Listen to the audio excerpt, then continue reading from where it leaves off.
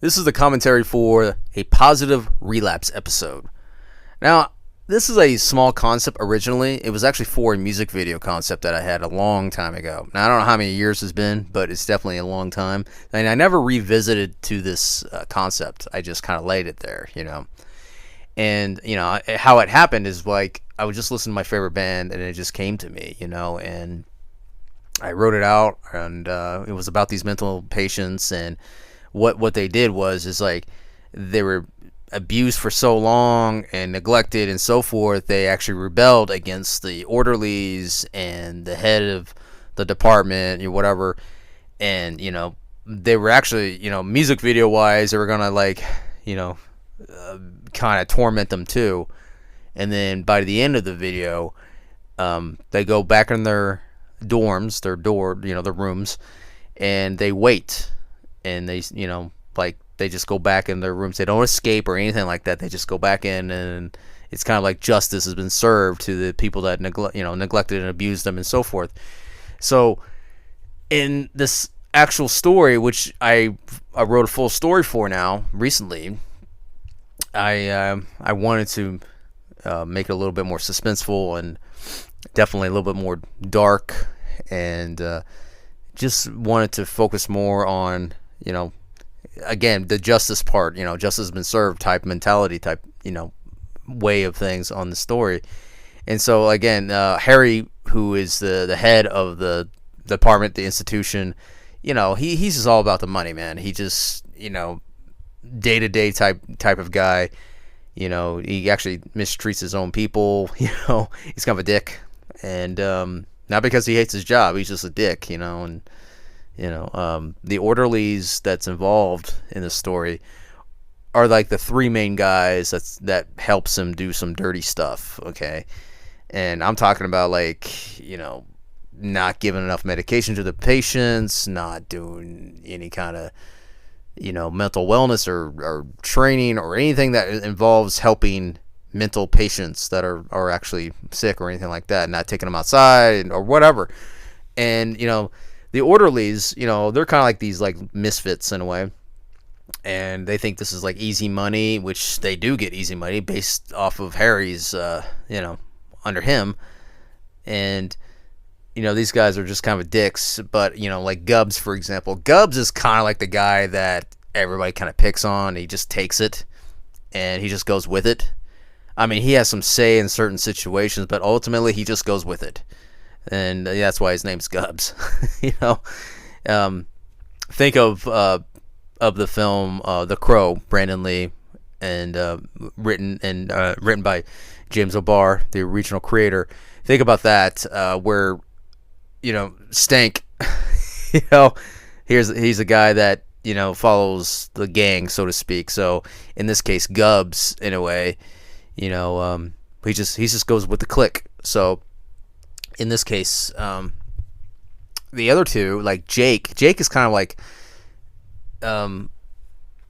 more of the steady guy, but he's kind of like the more laid back guy, but he's kind of like a steady guy. I mean, he takes the orders, and he basically gets the job done more thorough compared to Gubbs, obviously. Gubbs just gets the really crappy jobs, man. So anyway, with Devin, who is the main guy, the main orderly, he basically gives the orders to the other two. And now Devin, he has like the more important jobs, like he does more of the dirty stuff that he plans things out. But again, behind closed doors, it's not like out in the open, like in the institution itself. But they find ways to do this or do that without getting caught. And of course, Harry, who can just get away with it easily because again, how many people is really going to question anything malicious in a mental institution? I mean, anything could happen, really. Of course, you hear stories about how people are, beaten or whatever in places like this. But in this case, it kind of has. It has happened like that. But in many other bad things. And I want to talk about the mental institution itself. The mental institution that these patients are in is actually one of those old, original type of mental institutions. We're talking about the original, like, shock treatments. We're talking about all the stuff that they used to do to people that they thought legitimately were really mentally ill, and they do all these, have all these devices and stuff and do terrible, what seems very inhumane on them, but they consider that as, medicine for the mind at that time. At least they consider that. But in this case, that's what the kind of mental institution is. It's a modern day, but it's still the very old mental institution that isn't really kept up. It's just run day to day, and it's got so many doors and corridors, and it's got its own morgue. So I wanted to, really kind of make this facility kind of like one of those, it's not really maintained by a whole bunch of people. It's got nurses and so forth, but they're really on the days rather than nights. And the orderlies are usually the same main ones are always run in the night shifts. The other ones that are employed there, again, they are the day-to-day type orderlies. So when these guys come in, business starts kicking in. It's almost like a night hustle for these orderlies, and then they get the order from the higher up. So about the patients themselves. Now, of course, there's other patients involved in this institution, but in this case, for the story, these particular patients, they were actually former military personnel. And to kind of dive into that a little bit more, is that they were assigned to a chemical plant, a very top secret type place. Big stuff was happening, and obviously protesters didn't like this. And one of those stories where a group of protesters, someone will cause violence and throw Molotovs and stuff like that. One of those kind of protests went on with this chemical plant, but it got pretty bad.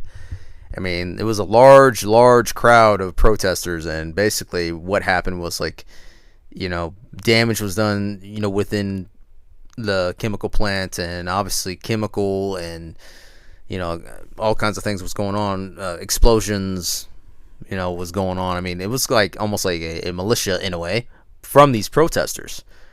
And the military personnel, they got exposed to this chemical and radiation, and all this damage that was going on within this firefight. What happened briefly, but it did happen. And all these military personnel, who were exposed, were sent to to get treated, and then it affected their minds as well. So all of them was affected differently from this incident, and they were all sent to the same mental institution. So Harry had this bright idea. He wanted to keep the government funding, because what happens is, if military is sent to an institution or whatever, the government will fund their treatments to get them well again, or if it's medical or whatever. So in this case, Harry thought it would be a great idea to keep that government funding going, and then possibly finding other ways to keep feeding that government funding, or at least keep the money flowing attached to that in a way. So what he did was he hid these files, which is all the military personnel, including Hacks, who's the main mental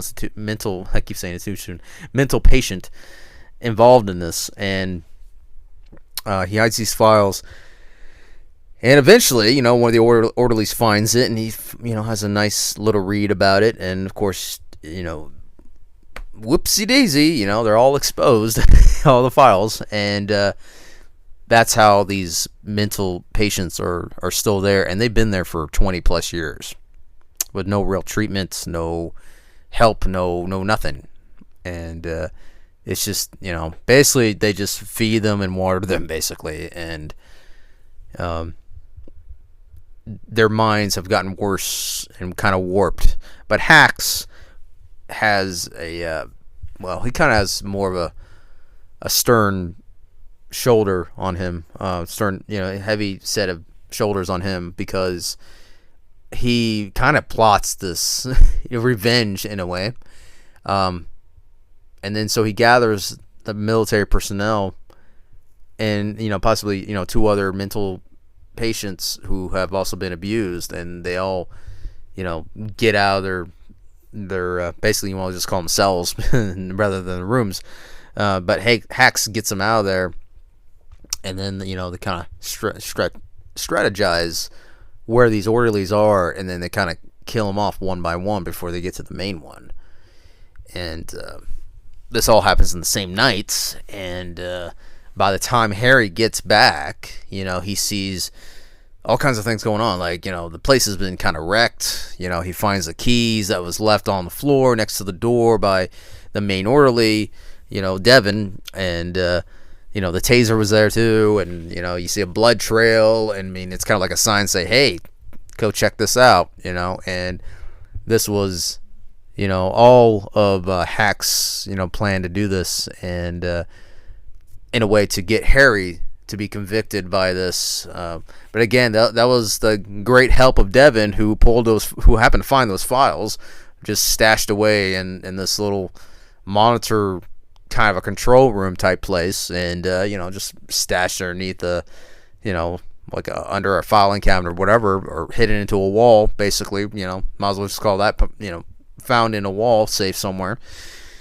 Again, the mental institution is old, so it's not like Devin couldn't get access to it. I mean, it's kind of obvious with him. He'll find it, and he did. So he starts reading those, and and then in the story, about his demise. So, Harry didn't really discover these files being found, and this is where he, follows that blood trail, and he sees, he's making his way to the morgue, and then before he actually goes into that morgue, that's when we hear the nurses scream, because the nurses just got in. They just got in the door in that morning, and they just saw the horrible, heinous thing that these patients did to these orderlies. Like, more likely they discovered, one of them, which was in the TV room, because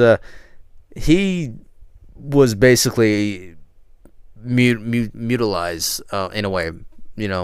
First he got killed, with the prods that's mentioned in the story, but let's just say it's not a pretty sight.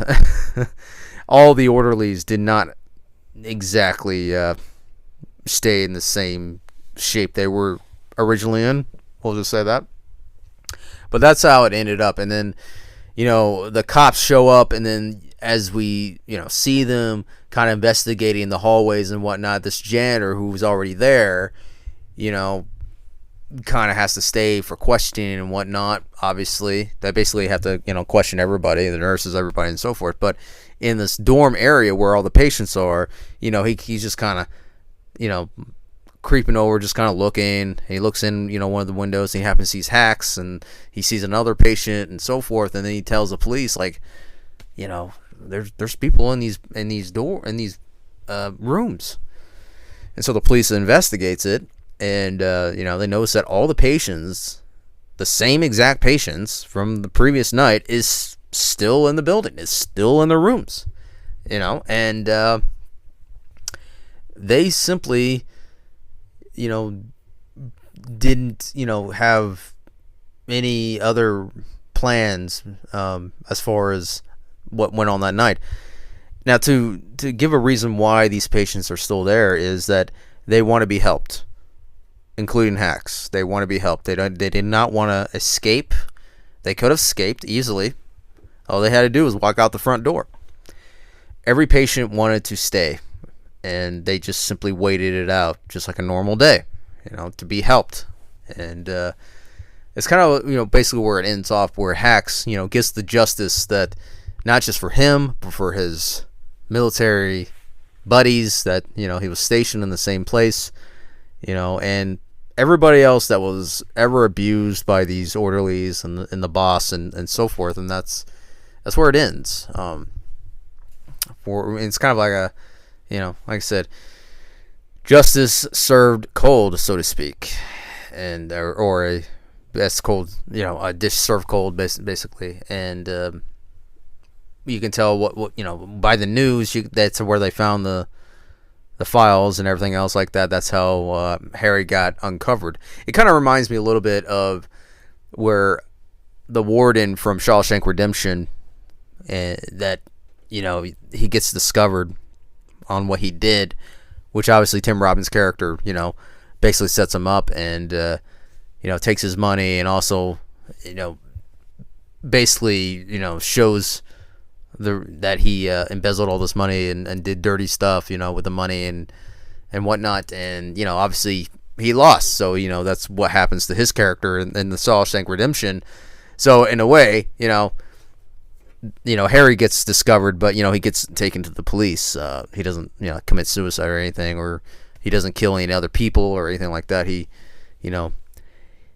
gets what he gets. So that is the end of this episode.